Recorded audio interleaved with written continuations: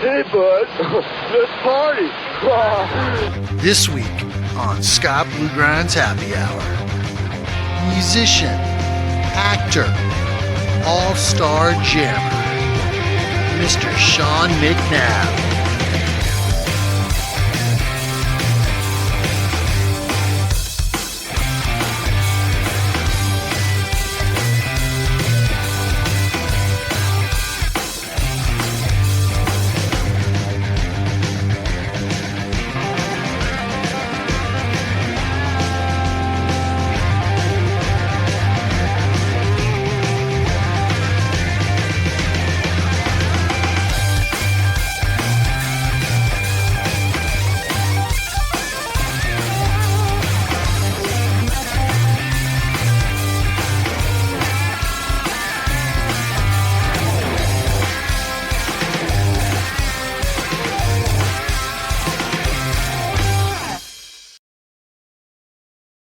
I see your friend next to you. I wanted to talk to you about that white P bass you have, because I was noticing the body was a little bit more squared than a lot of P basses. And then what's going on with those pickups? That seems to be the bass I see you playing almost all the time.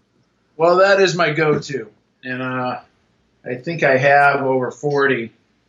But wow. This, when you own that many basses, you're like, I'm going to play that tonight when you're going out to the gig. And then I get to the door about 5 minutes before I'm going to leave.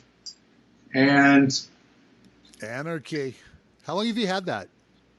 I've been playing this for 20 years. Wow. It's mostly a 73, but it's all the parts that I like, and it's got my EMG pickups in there. But I've been playing this. Sorry. What's the one in the back? No, that's closer to the bridge. No, the pickup.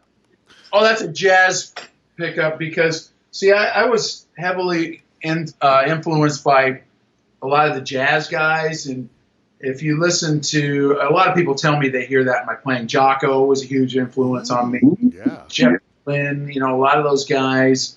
And I call them the back pickup players, and that's why I like that back pickup sound mixed in with the P bass pickups. But you were talking about groove, and that's my job as a bass player, is no matter who I'm playing with, to make this thing groove and make people be able to sink into it, and if I'm not doing that, then I'm not doing my job. And that goes for if I'm playing an R&B gig, if I'm playing a rock gig, jazz gig, whatever, heavy metal gig, so that's our job as bass players. Right. And you were talking about supporting, all these guitar heroes.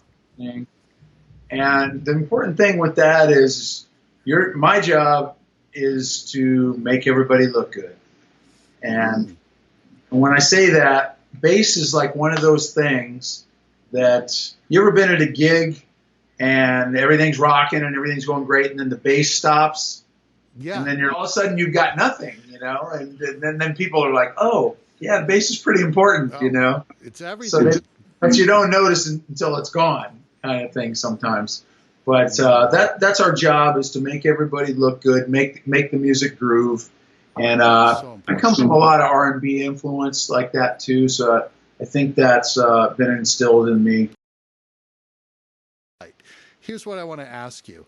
Okay. You're going on a 3-week tour with like a Lynch Mob or one of these bands, one of the big bands. How much stuff do you bring? What's in your personal bag? What's in your gig bag? Well, it depends on if you're renting your back line, or like this tour I just came off of with the music of Cream. It's Ginger Baker's kid and Eric Clapton's nephew. Oh, wow.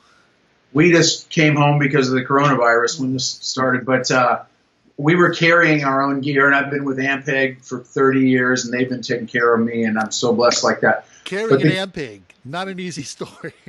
Oh, yeah, but you know what? When you were talking about having the right stuff, you need the right tools for the job. You have to be a nice person to have an Ampeg, because the drummer, you're going to look at the other guys in the band, they're going to be like, you better be nice and get help.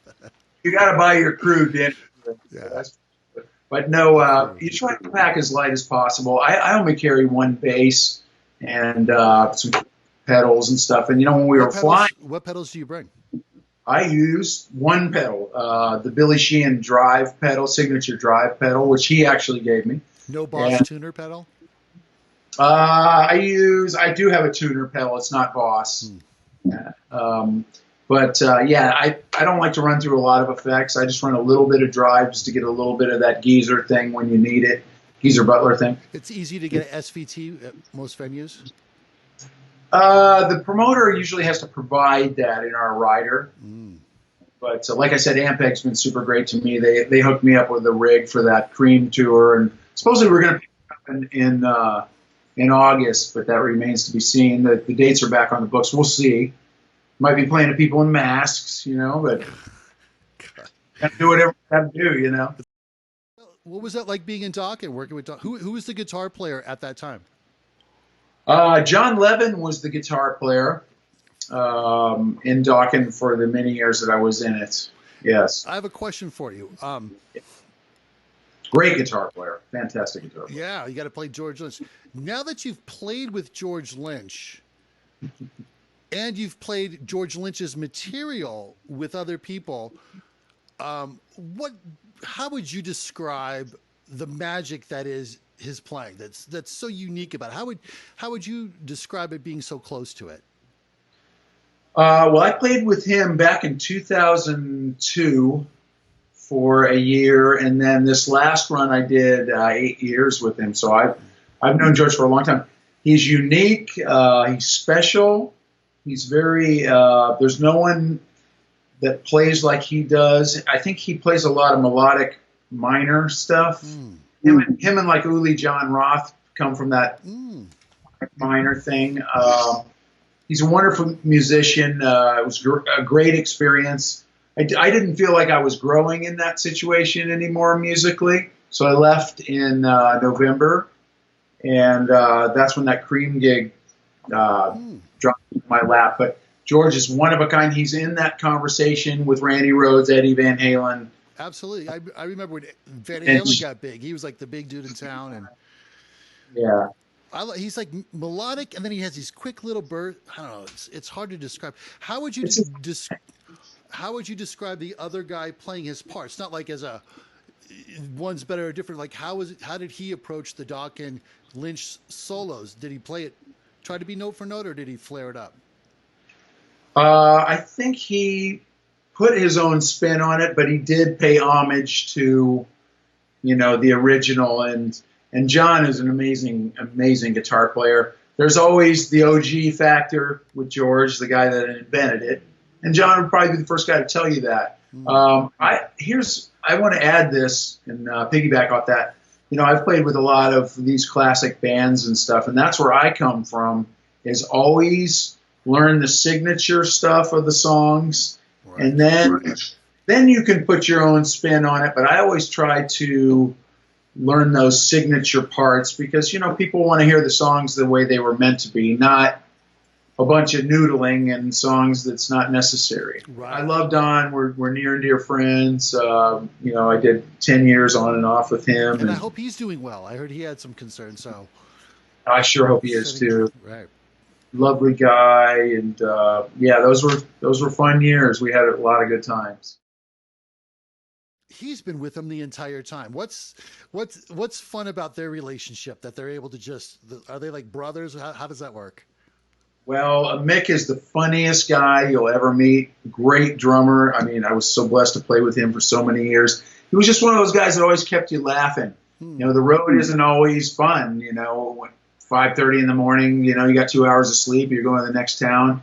You're going to the lobby for the airport. And he was always one of those guys that could just keep it fun. He was great to be around, always played great. I think Mick took a year off last year. He was starting to feel the road. Being a drummer's tough. Yeah, I'm hoping he's coming back, but you never know. He goes, I might be done, I hope that's not the case, but a very special relationship between those two guys. Mick would always say, I've been looking at that guy's ass for 40 years. I know, being a drummer's tough. But he should have had his own reality show. Mick is the funniest freaking guy you'll ever meet, man. Dude, Don, George, Mick in a house, I'd watch that. They'd have to have a boxing ring and that. Oh man, and hide the matches and the lighters. Somebody burn it down. Yeah, I was at one of those Eddie Trunk LA Invasions and saw the two of them together. And Don was even saying, he goes, George plays me a riff, and even still, I'm like, that's what I want to write. I'm like, then write a song already. Yeah. Just go have some lunch and sit down, quarantine some tunes. Yeah, exactly. I'm watching the old Dokken videos with her, and then I come across Breaking the Chains, where his guitar solo frees the band. And right. So, what do you think of this casting? That's awesome. Joe Exotic, come on, George Lynch, Breaking the Chains video. Or I got a little bit more bored, and it turned to this, a little face switch. Oh my God. And then I got really bored and did this. We got, oh, sorry guys. I apologize for that. But it led to the, do you mind if I show them a video real quick? No. Okay, this is really stupid. I know it's stupid, but it started with this, and then it started with a little stuck at home insomnia.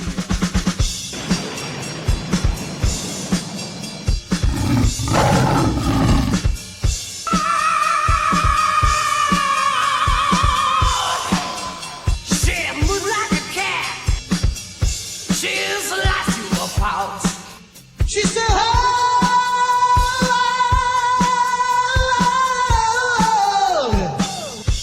you, I look just like Buddy Holly. I'm always working, slaving every day. You come my way, forever. Let's talk about Joe Exotic's more recent obsession with Carole Baskin.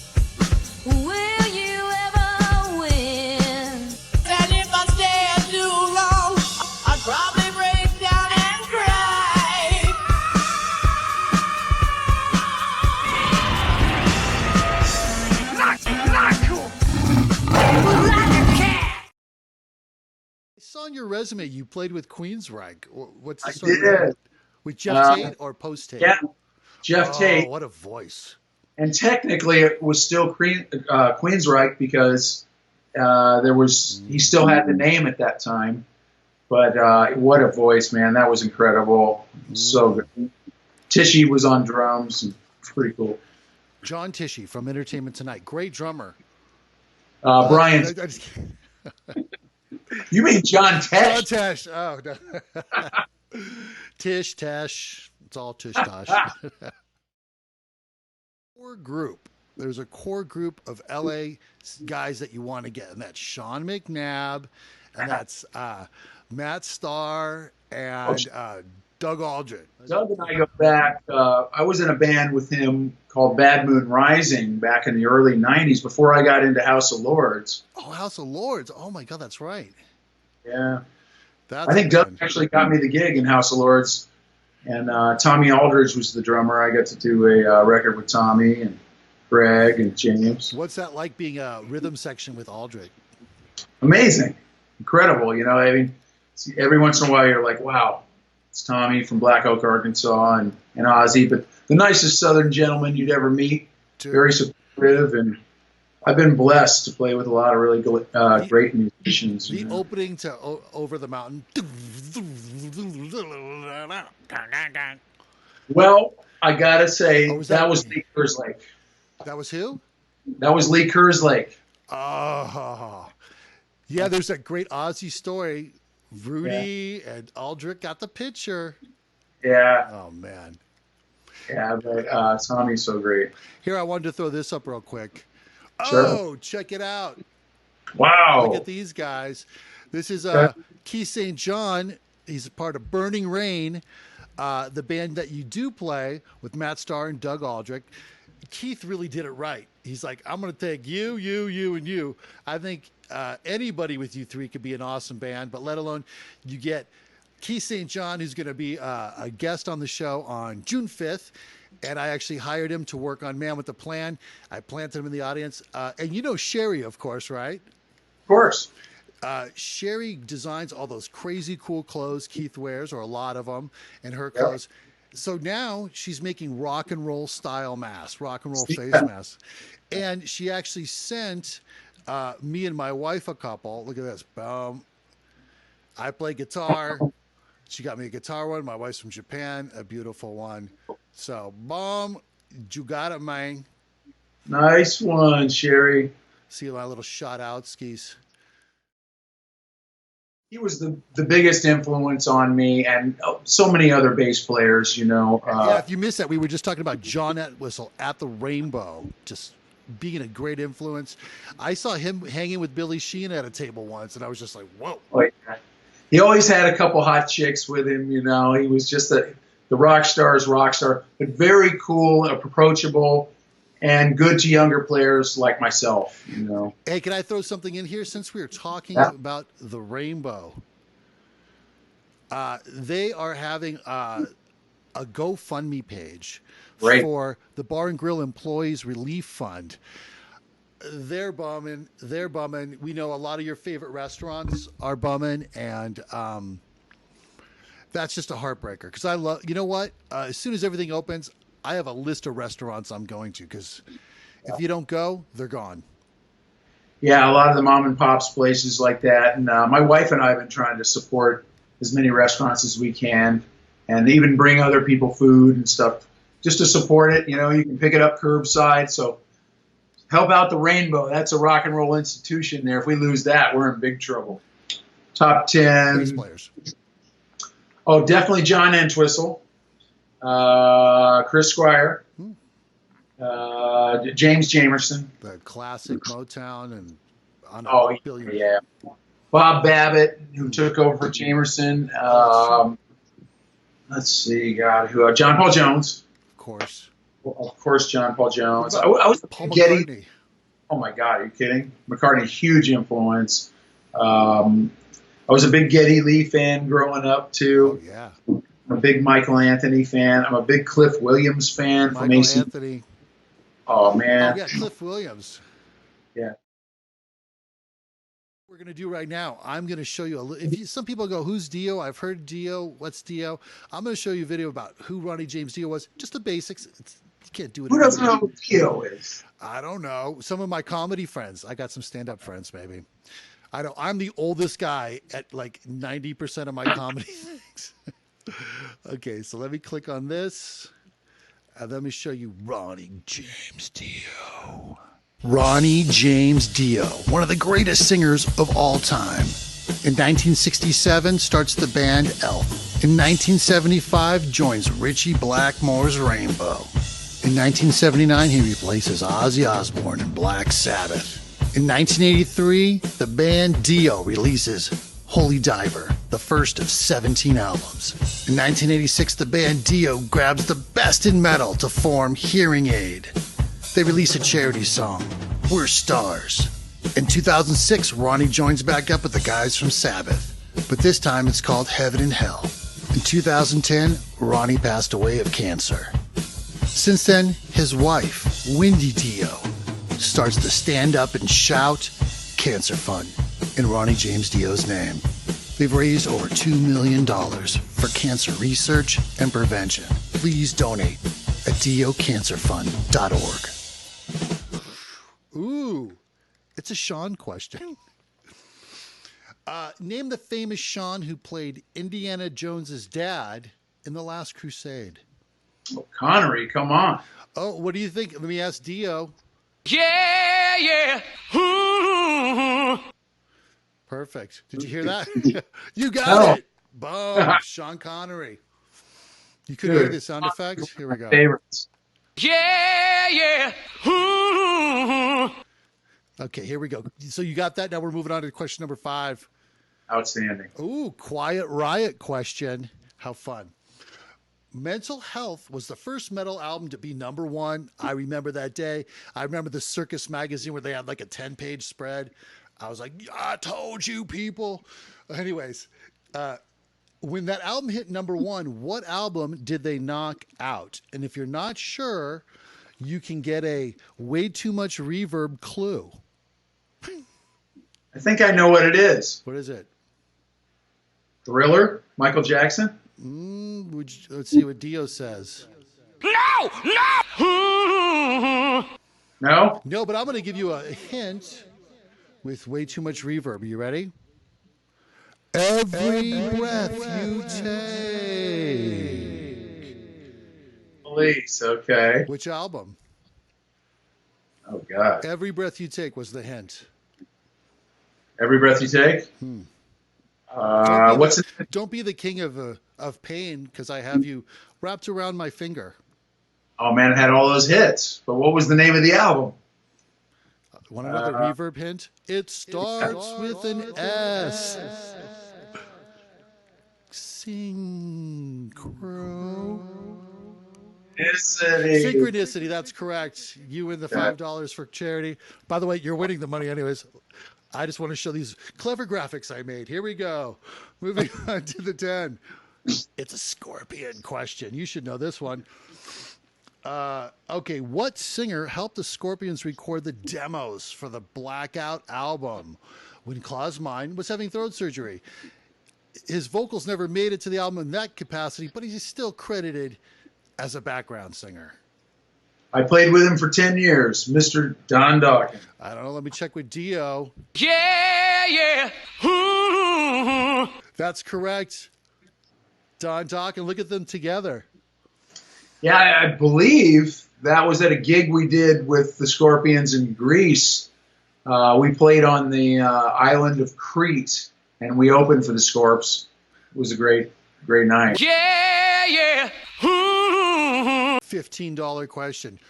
Dio question for the Dio fundraiser. Okay, here we go.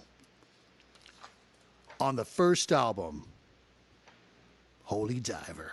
Holy Diver. How much do you love that album? Come on. I love all the Dio, anything Dio I love, but those first two records really just, boy, last in line, Holy Diver. Jimmy Bain, baby. Okay, that's the part of the question. So name the bass, guitar, and drums, the classic lineup from Holy Diver. Oh, man, I got this. You got Jimmy Bain from Rainbow on bass, Vivian Campbell, guitar, amazing. He's in Leopard. And Vinny Appice, who I've been in several bands with. You are correct. Dio, what do you say? Yeah. You can hear that, right? Is it coming through? No. I heard it at Soundcheck, but I don't have it now. What the hell's my problem? Okay, here we go. So, all right. So that takes us to the $20 question. No. I'm going to match whatever we win. So awesome. It's $1,000. Oh, here we go. Here we go. Okay, here we go. In 2006, what comedy movie did Dio come out of a poster to advise a young rocker? You could have a too much reverb hint. Thought I knew it, but I'll take the reverb hint. School of Rock. School of Rock. Wait, that didn't have reverb. Wait. School of Rock. Oh yeah, and Jack Black and the other guy, they were big Dio fans, weren't they? And the movie was called. I'll give you a hint.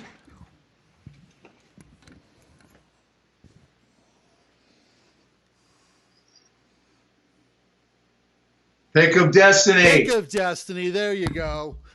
And like you were saying right there, we got Eddie Trunk with Morella from Rage Against the Machine with Jack Black. Tenacious D there with Wendy. Who's the other guy? Kyle? Kyle, yeah. Kyle's cool, man. I like Kyle. Great picture. You know, Black used to live right across the street from me, and he sold that house. I talked to him about it at the event. And guess who owned it before that? Who? Prince. I need some School of the Rock money.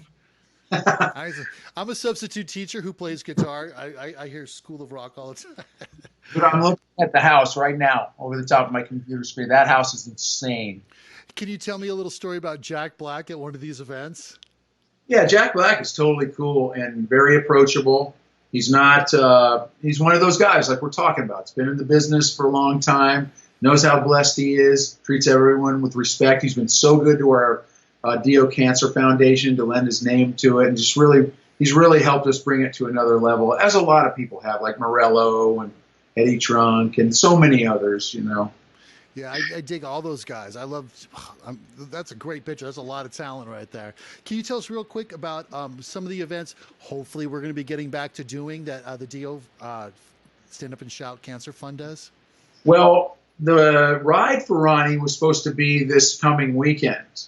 You know, obviously it's canceled. Well, you do have masks on.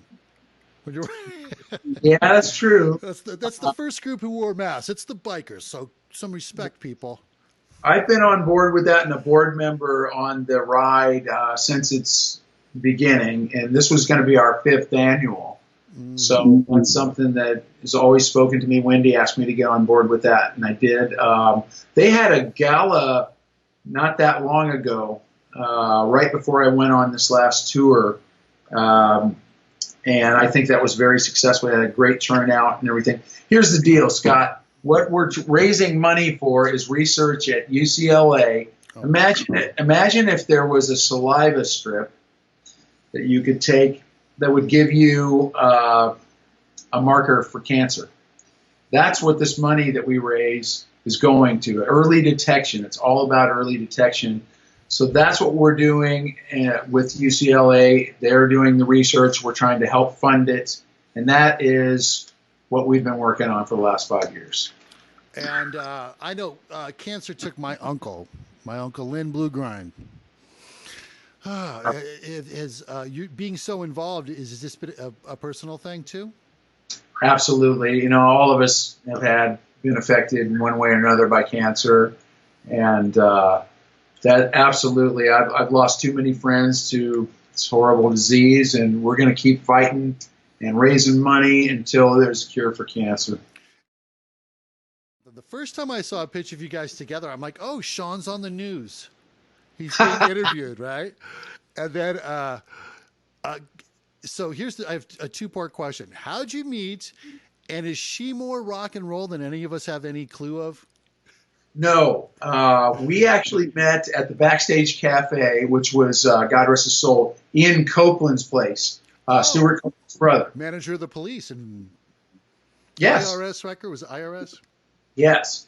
So we met at his spot, the Backstage Cafe down there in Beverly Hills. You know, it was just one of those nights I wasn't going to go out. I went out and jammed with some guys, saw her, didn't realize it was her. Oh, and really? Yeah, and she came in, we saw each other. It was just one of those things, and I believe it was a God thing. We talked all night. I took her to lunch the next day, and we've been together ever since. It's just those things, you know, very lucky. How long is that now?